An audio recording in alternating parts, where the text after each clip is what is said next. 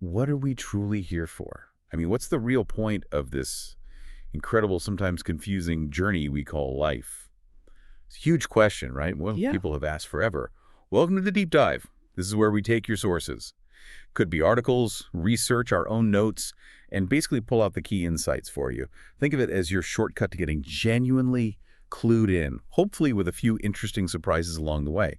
And today, yeah, we're doing a deep dive into one of humanity's most revered spiritual texts, the Bhagavad Gita.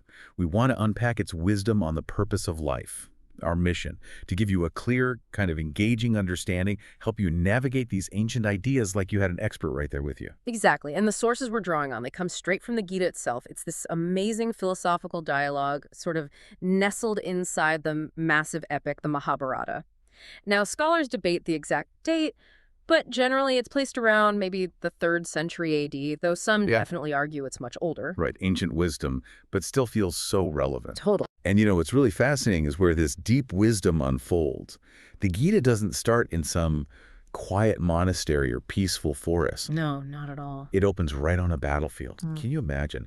Prince Arjuna, he's this great warrior, ready for war, but he's completely falling apart. Mm-hmm. He's looking across the battlefield and seeing his own family, his friends, his teachers, and he's just overcome with grief and confusion.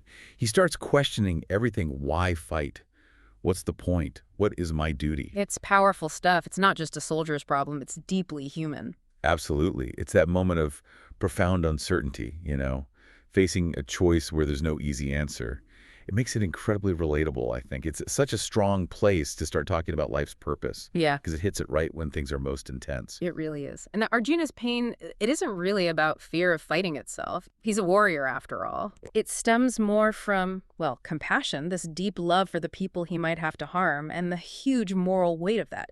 His total confusion just sets the perfect stage for Lord Krishna to step in and share these, well, universal truths about life and existence. Okay, so let's unpack that. Arjuna's crushed by the thought of losing loved ones. He sees the physical bodies, the connections, the potential pain. But Krishna, he immediately tries to shift Arjuna's whole perspective, right? Starting with the basics. Yeah. Who are we, really? What's the Gita's first big reveal about our true self? Well, Krishna starts by explaining that your individual spirit, the Gita calls it the jiva, think of it as your essential self, your core essence. Yeah. It's completely different from the physical body it happens to be in. Okay. This soul, it's described as unborn, eternal, it's always existed, it's undying, primeval. Critically, it's not killed when the body is killed. Wow. Yeah, it can't be cut by weapons, burned by fire, wet by water, or dried by the wind. It's basically indestructible. So completely beyond physical harm. That's a radical idea, especially when we're so focused on the physical world. Does that idea of an unchanging soul, does it make things like personal growth more complicated or maybe simpler? Surprisingly, maybe simpler, because unlike the body, which is always changing, right? Birth, growth, maybe sickness, getting old, eventually dying. Yeah, the whole cycle. The soul itself doesn't change. It remains constant. The sources have this great line, something like, even an old person feels they're the same spirit they were as a child or a young adult. Huh. I can relate to that feeling, actually. Right. It points to that unchanging core, separate from the temporary physical form. That is a powerful distinction. Yeah. Because if you, the real you, aren't just this physical body, it suddenly changes how you look at fear, attachment, loss, all of it. So the first, profound realization from the Gita is the deepest part of you is beyond harm. Okay. But if we are these eternal, indestructible souls, where do we fit in? What's our connection to, the universe, to something bigger? Ah, yes. And this is where the Gita introduces Lord Krishna not just as Arjuna's charioteer and guide, but as the supreme godhead. The big picture. Exactly. He's identified as the ultimate controller, sometimes called Brahman or Paramatma. He's the source of everything, both spiritual and material worlds. Everything comes from him. The texts are pretty clear.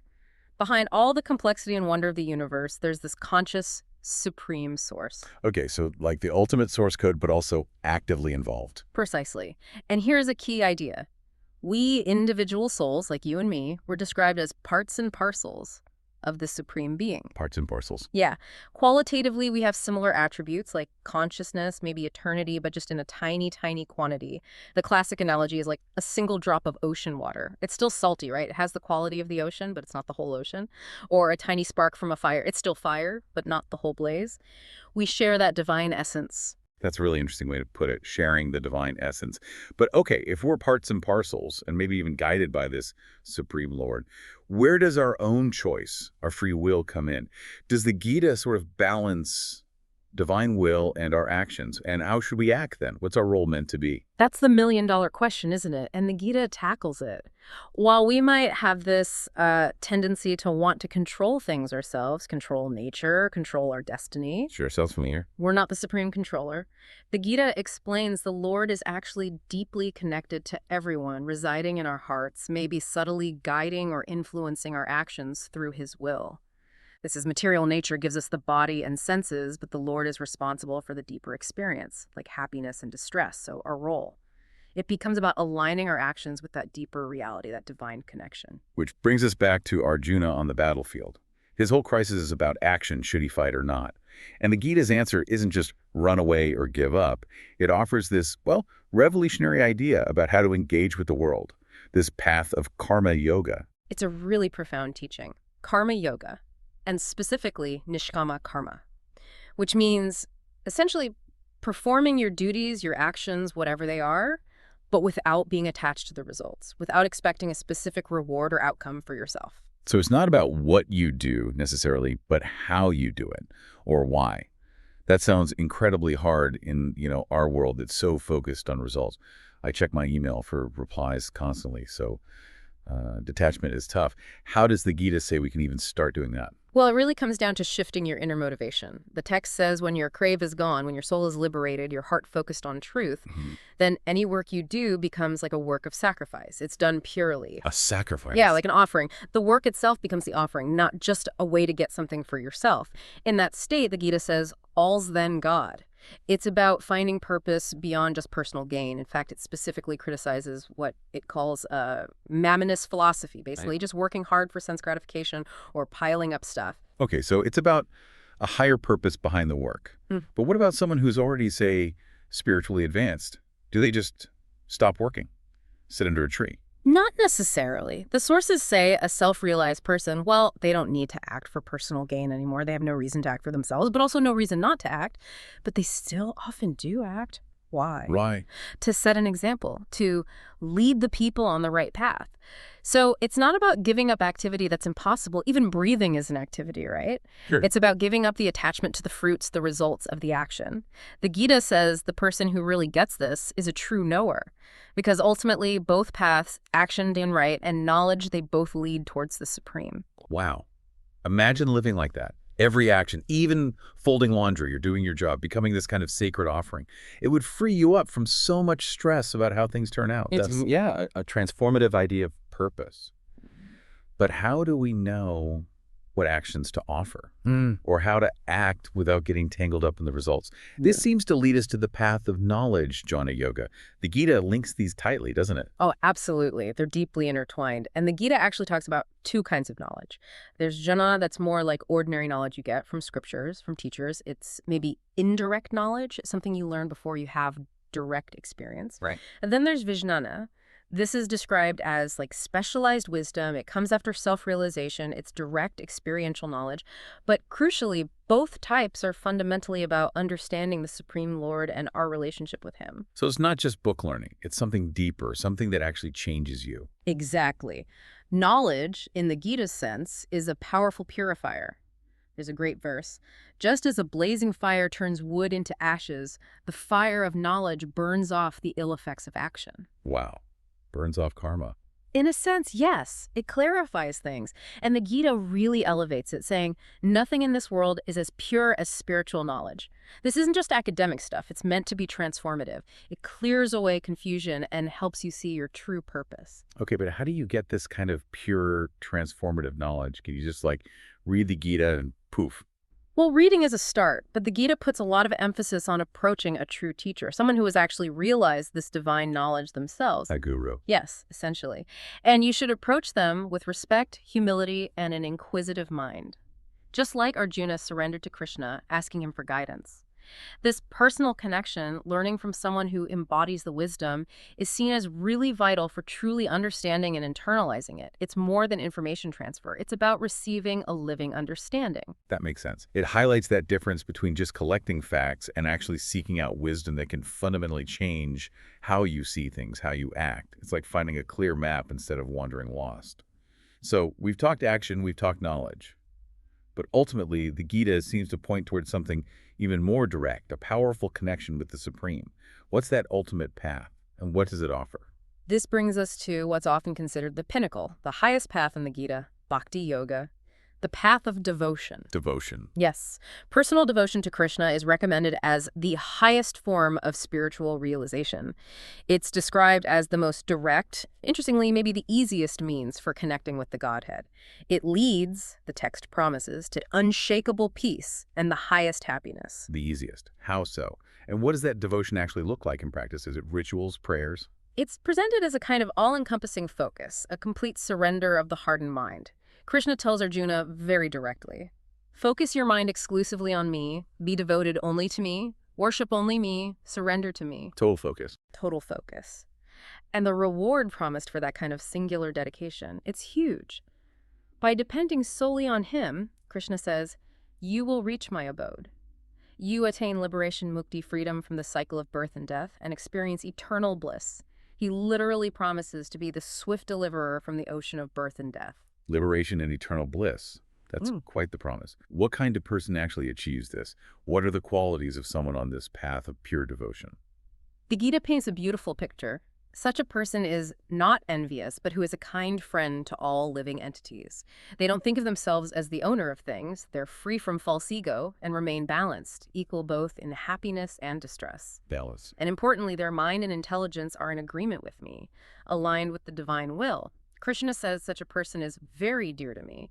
So it's really a profound transformation of character rooted in this unconditional love and connection to the Supreme. The idea that this pure, unconditional love and devotion can bring such deep peace, connection, liberation, it's really quite awe-inspiring. It suggests a path that maybe cuts through a lot of the complexities and gets right to the heart of fulfilling life's purpose. Okay, so these paths, understanding who we are, acting without attachment, seeking knowledge, cultivating devotion, they offer these incredible possibilities for finding purpose. But let's get real for a second. We're human, right? What about the constant battles inside, controlling our thoughts, desires, getting pulled this way and that by the world? How does the Gita help us deal with those obstacles on the path to purpose? That's a really crucial point, and the Gita definitely doesn't ignore it. Arjuna himself brings it up. He basically says to Krishna, look, the mind is restless, it's turbulent, it's stubborn, it's strong. He says trying to control the mind is harder than trying to control the wind. I feel that. My mind can feel like a runaway train sometimes. Oh. So, given how powerful and unruly the mind is, what's the Gita's advice? How do we even begin to tame it? It advises a gradual, steady approach. Not fighting it head-on necessarily, but bringing the mind under the control of the intellect. Using your understanding to guide it, focusing the mind on the Lord or your higher purpose, and consciously pulling it back from just chasing after sense pleasures. Gently guiding it. Yes. There's this lovely analogy in the text. The state of someone who can meditate with control over their senses and mind is like a lamp glowing steadily in a windless place. Ah, steady and unwavering. Exactly. But it also adds a key point. Unless your consciousness is actively engaged in something higher, specifically that Krishna consciousness or devotion we talked about, it's almost impossible to keep the mind steady long-term. It needs a positive focus. Okay, so controlling the mind. What about those deeper patterns, those sort of ingrained tendencies or moods that seem to drive us? Sometimes we feel energetic, sometimes sluggish, sometimes clear. Ah, you're talking about the three modes, or gunas. The Gita explains these are qualities born from material nature itself. Sattva, which is goodness or purity, rajas, passion or activity, and tamas, ignorance or inertia. These three are always kind of mixing and influencing our consciousness and actions. Sattva, rajas, tamas, goodness, passion, ignorance. Right. Sattva brings clarity, wisdom, happiness. But interestingly, it can still bind you if you become attached to feeling knowledgeable or happy. Rajas is all about restless energy, intense ambition, craving results. It fuels activity, but often leads to stress and dissatisfaction because you're always chasing something. Good. And tamas, that manifests as darkness, laziness, confusion, delusion. It pulls you down, hinders clear thinking, makes you inactive or act foolishly. The Gita even mentions things like unnecessary harm to others, especially animals, as stemming from deep ignorance or tamas. So the goal isn't just to be in goodness or sattva all the time, but something else. Exactly. The real goal for achieving your ultimate purpose is to transcend all three modes, to become unaffected by their push and pull. The Gita describes someone who's done this as not hating illumination, sattva, or attachment, rajas, or delusion, tamas, when they arise, but also not longing for them when they disappear. They remain steady, understanding that it's just the modes interacting, not their true self. Wow, that's real detachment. It is. And linked to this, the Gita singles out desire and anger as our biggest internal enemies on this path. Desire, it says, takes root in our senses, mind, and intellect, and through them it clouds our judgment and leads us away from our purpose. So the Gita really provides this practical toolkit for self-mastery. It acknowledges how tough the inner struggle is, but it gives a clear path towards peace, towards freedom from these conditionings, so we can actually live our purpose instead of just being tossed around by our minds and moods. So we've really journeyed through the Bhagavad Gita's rich, profound teachings on the purpose of life. We've looked at understanding our eternal self, the idea of acting without attachment, the role of knowledge, the power of devotion, and even how to tackle those inner obstacles like the mind and the modes of nature. It feels like a very complete picture. It really aims to be. And the overarching message, kind of the final promise that ties it all together, is stated very clearly. When one's intelligence, mind, faith, and refuge are all fixed in the Supreme, then one becomes fully cleansed of misgivings through complete knowledge and thus proceeds straight on the path of liberation. Straight to liberation. Yes. And this isn't just some vague spiritual idea. The text explicitly describes the results: unflinching peace, highest happiness, eternal bliss, and ultimately an end to the cycle of birth and death, no more rebirth in this material world. And it beautifully connects all those different paths we discussed: action, knowledge, devotion, showing they aren't really separate routes, but they all converge towards that same ultimate goal, right? Precisely. The Gita has this wonderful concluding thought on that. A person who accepts the path of devotional service is not bereft of the results derived from studying the Vedas, performing austere sacrifices, giving charity, or pursuing philosophical and fruitive activities. Basically, all other good things you might do are included within this path of devotion. At the end, it says, he reaches the supreme abode. It integrates everything into this ultimate pursuit of our divine purpose. It's incredibly encompassing. And then there's that powerful moment where Krishna tells Arjuna, after explaining everything, I have imparted to you the most confidential of all confidential knowledge. Contemplate on this completely and do as you wish. That line is so significant. It's not a command, it's an offering of wisdom. Exactly. The Gita lays out this incredibly detailed map to spiritual perfection, this path towards liberation, eternal bliss, finding your ultimate purpose. But ultimately, the choice rests with each individual. So the question for you listening is, what will you do with this profound wisdom? Knowing this path exists, how will you choose to act, to think, to live in pursuit of your purpose? That's all for today. Thanks for watching. Drop your book or topic suggestions and any questions in the comments. Like, subscribe, and we'll see you soon.